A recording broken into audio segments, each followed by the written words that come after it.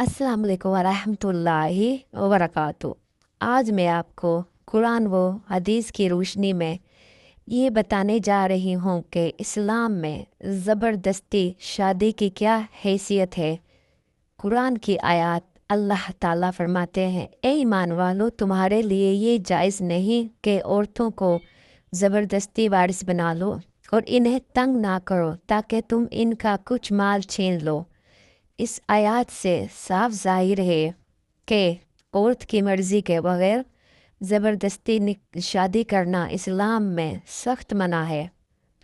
हदीस मुबारका रसूलुल्लाह सल्लल्लाहु अलैहि वसल्लम ने फरमाया, कंवारी लड़की से निकाह ना किया जाए यहाँ तक कि इससे इजाज़त ली जाए, और बेवा से निकाह ना किया जाए जब तक इससे साफ हुक्म ना लिया जाए।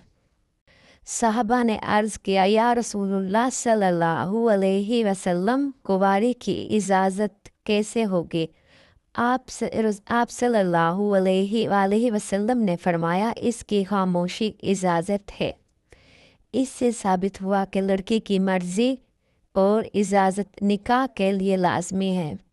इस्लाम ने ज़बरदस्ती शादी को हराम करार दिया है। निकाह एक मुआहदा है जो लड़की और लड़के दोनों की मर्ज़ी के बगैर दुरुस्त नहीं। नबी सल्लल्लाहु अलैहि वसल्लम ने वाज़िया तौर पर बताया कि लड़की से इजाज़त लेना ज़रूरी है, चाहे वो खामोशी से ही क्यों ना हो। वालिदैन को चाहिए कि औलाद की मर्ज़ी और पसंद का एहतराम करें।